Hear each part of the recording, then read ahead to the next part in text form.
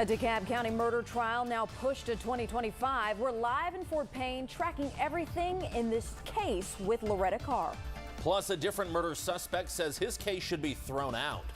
We're going to have an in-depth look at why in just minutes. And we're hearing from Blount County authorities after the arrest of 2 foster parents accused of killing a child from right here in North Alabama. You're watching WAFF 48 News. Today is a First Alert Weather Day, sponsored by Mr. Electric, your area expert for home Generac generators. Hot and humid. It is summer in Alabama, and for many of you, school has officially started. And if it hasn't, it soon will. Absolutely. So let's turn it over to Chief Meteorologist Brad Travis. Brad, that heat advisory still in effect? Yeah, it goes through 7 o'clock this evening. And one thing we've been noticing, the heat index has been actually dropping a little bit because of humidity. There's what's called mixing. Some drier air is coming down. And some of that air is that Saharan dust. And that's what all that haze is out there right now. Here are the current heat index values, about as low as they have been most of the afternoon, although the exception Fort Payne, you went up 104. So regardless, it is just hot, and it's a hot, sweaty mess out there today. Make sure you're taking breaks. That is the haze we're talking about. That is the Saharan dust. It actually came in from Texas. It took the long trip down into the Gulf of Mexico, looping back, and it will get thicker overnight tonight through the day tomorrow. No rain tonight. Temperatures cooling back only to about 82 by 11 o'clock. But one thing that has changed with tomorrow's forecast is the chance for showers and thunderstorms is going up. We're going 40%. We're going to track that for you hour by hour. Coming up next. All right. Well, only on WAFF 48 News, the trial for a woman accused of pushing another woman to her death in Little River Canyon is now delayed. WAFF 48 Savannah Sapp joins us live from Fort Payne. Savannah, it could be another year before Loretta Carr's trial even begins. Well, Margot, I was in the courtroom today for Carr's status conference. Now, originally her trial date was set for November of this year, but her defense team says they have a few more things to iron out, and that pushes the trial back a whole nother year. Now, Loretta Carr is charged with kidnapping and capital murder after investigators say she conspired with her daughter, Jessie Eden Kelly, to push Mary Isbell off of a cliff at Little River Canyon in 2021. Today, Carr's defense attorneys say they are still in the discovery process, working with the district attorney's office to gather their final pieces of evidence. They also say they are looking to bring Carr back to one of the crime scenes to map out the events leading up to Isbell's death. Citing the need for more time, the defense has requested the trial be moved to 2025 with the earliest possible date falling in April. Well, the judge did not decide an exact time in which this trial could take place, but he said the latest possible date could end up being November of 2025 next year. In the meantime, Loretta Carr's daughter, Jessie Kelly, has pleaded for youthful offender status, and she has a hearing coming up in October of this year. Reporting live in Fort Payne, Savannah Sapp, 48 News, on your side. A Shoals man accused of capital murder 9 years ago is now arguing he was not properly given his Miranda rights. WAFF 48's Aria Pons is live at the courthouse where the hearing is still underway. Aria, Sean Ryan and his defense team say he did not have an attorney present when he was being questioned. And with the Miranda rights, you do have the right to remain silent, and you have the right to an attorney while being questioned, among other things. Now, Sean Ryan's attorney is arguing that he did not have an attorney present one night. In fact, the former Colbert County District Attorney got up on stand as a witness and said he met with investigators and Ryan late one Saturday night while the case was still underway. His attorney is arguing that Ryan, who was a suspect in the shooting deaths of 25-year-old Gary Baskins and 23-year-old Kayla Glover, was not supposed to be questioned in the way that he was if he was still a suspect. The defense says he was arrested in 2016 in Florence, and that same day he was transported to the Colbert County Courthouse after he said he wanted to talk with the district attorney. The state is arguing that this was a witness statement. Both sides have already called several witnesses up to the stand.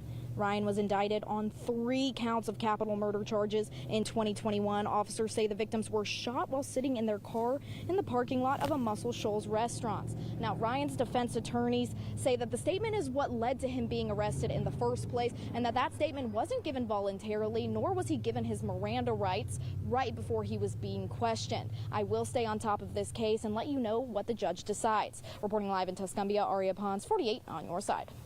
All right, thank you, Aria. New at 4, a former Walker County corrections officer agreed to plead guilty to several federal charges. Joshua Jones has signed off on a plea deal to plead guilty to 2 charges stemming from 2 different events while on duty inside the jail. The first claims he denied an inmate of humane conditions for 2 weeks in January of 2023. Court documents reveal Jones denied him food, clothing, sanitation, and medical treatment. This timeline coincides with the case of Anthony Mitchell, an inmate who died while in jail custody. Mitchell's family claims he froze to death in isolation. Records claim the second charge stems from Jones beating a different inmate in the head with a mace canister. 2 Central Alabama foster parents are behind bars accused of killing a Marshall County child in their care. Now, Blount County investigators say these 2 people, Mason Grimes and Brooklyn Grimes, starved the 18-month-old to death last year. They're facing several charges, including capital murder. Sheriff Mark Moon says they knew the child suffered from several disorders but failed to take him to hospital, or rather to doctor appointments. That the child was diagnosed with several congenital disorders. Follow-up appointments were scheduled for October of the same year, but the victim was not taken back to the doctor. It was also discovered by medical records that the victim had lost over 50% of his body weight. Investigators say several other foster children were found in their home. They've all been relocated to safe homes. Well, there's a new era now underway at Redstone Arsenal. The garrison has its first ever female commander. Colonel Erin Ike assumed command during a ceremony this morning. She says she's excited to be the first woman to lead 65 organizations at Redstone. While this milestone is significant, I just want to make sure that our focus remains on the garrison mission as well as the teamwork and collaboration across the arsenal. So Colonel Ike started her military career in 1998. She previously served as the chief of the Requirements Division, a position she says suits her well for leading Redstone. A Decision 2024 update. Polls close in less than 3 hours in Lincoln County. Voters are choosing a new sheriff and other county offices. Nearly 4,000 people cast ballots during Tennessee's early voting period. And we're going to have the results from today's election right here on WAFF 48 coming up tonight at 10. For many, school is back in session after the break. Find out how this year is different for Alabama's teachers. Well, it's hot. It won't be as hot tomorrow because we have thunderstorms coming in tomorrow afternoon and evening. But ahead of it, it's still going to be muggy. Much more on this and the unhealthy air quality out there right now due to Saharan dust. That's all coming up.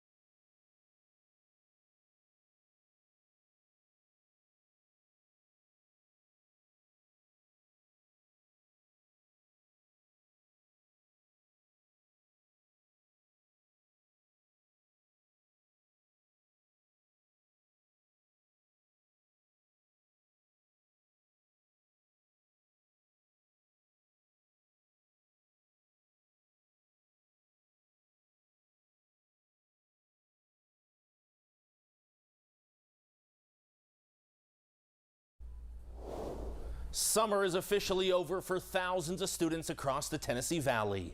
Huntsville City, and Madison County schools all started back today.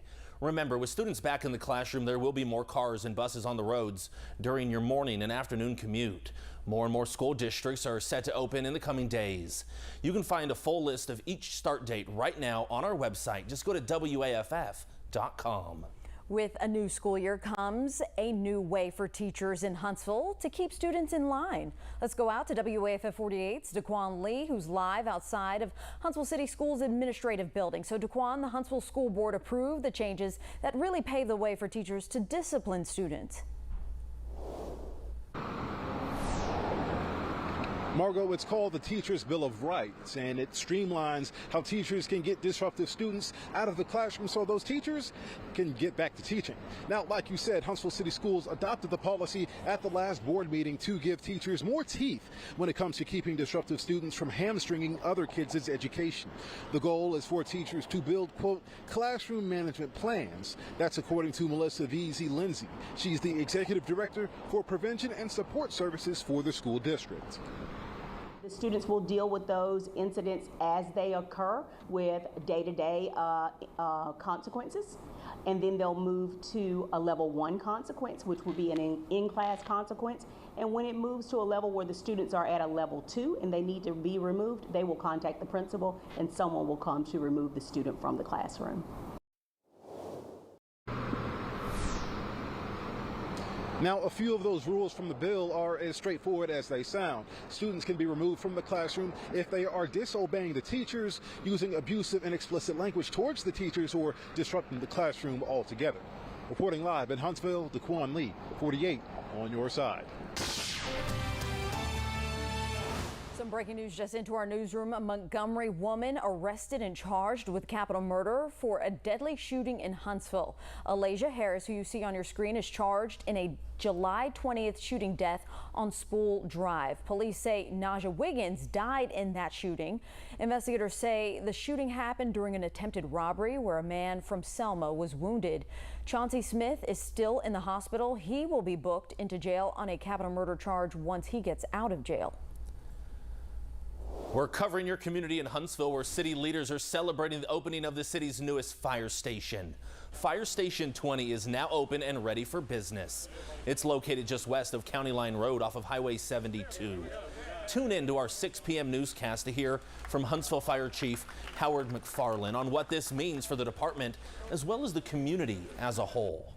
A major milestone today for TVA. The Browns Ferry nuclear plant reached 50 years of service. Browns Ferry produces enough electricity to power 2 million homes and businesses. About 1,500 people work at Browns Ferry. Today is a WAFF 48 First Alert Weather Day. Sponsored by Mr. Electric, your area expert for home Generac generators. Well, it's hot, but that's not the only issue out there right now. If you have respiratory issues like asthma, you want to stay indoors or maybe wear a mask outside. Let's go to the Parkway. This Saharan dust is starting to have a bigger impact than we thought. You can see it right there, and it's pretty low to the ground. Again, the air quality, we'll talk more about that right now, is at 100. We'll talk more about that in just a few minutes. But again, that's poor air quality, and you may be experiencing, even if you don't have asthma, you may have a scratchy throat. You may be getting that throat irritation if you've been outdoors. So again, more on that in a second. Heat advisory goes through 7 o'clock this evening.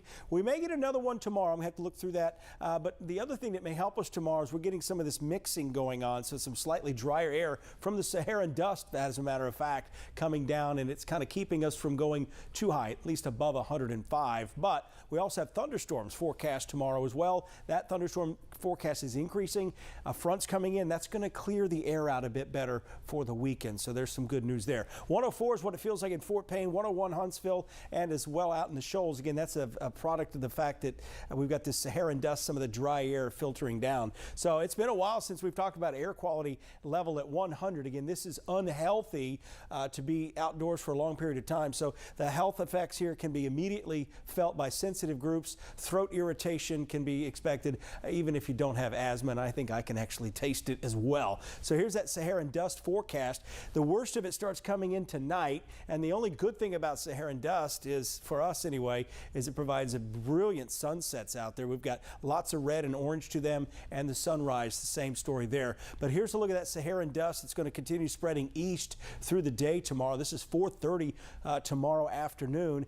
A front's coming in, and that should clean us out as we go into the weekend. Here's that weekend forecast. Isolated storms still possible. Sunday, mostly dry, 91 degrees. High pressure starts to move a little bit more to the west. There are some thunderstorms developing well ahead of the main frontal boundary here into Kentucky. This will miss us tonight, but the main frontal boundary coming in tomorrow evening will actually give us a better chance for scattered showers and a few storms. And some of those could be strong because it's still going to be hot and muggy ahead of it. 6 o'clock tomorrow morning, very hazy out there. A lot of that Saharan dust. By 10 o'clock in the morning, not much changes.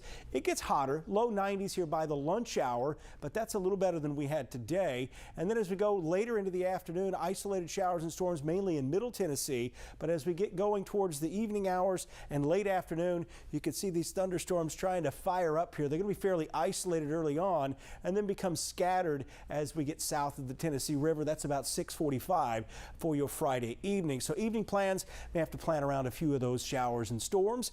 Here's a look at your chance for rain. It peaks tomorrow pretty much. Saturday, still a few showers and thunderstorms, but here's that 7-day forecast. We're looking at 93. May go first alert weather day again tomorrow for this Saharan dust. We'll talk more about that coming up at 5 o'clock. And speaking of, thank you for tuning in to our digital newscast, streaming on all of your platforms. And as Brad said, you can see us on air in less than an hour for our 5 p.m. newscast. Until then, you can enjoy NBC's live coverage of the Olympics. Have a great rest of your day.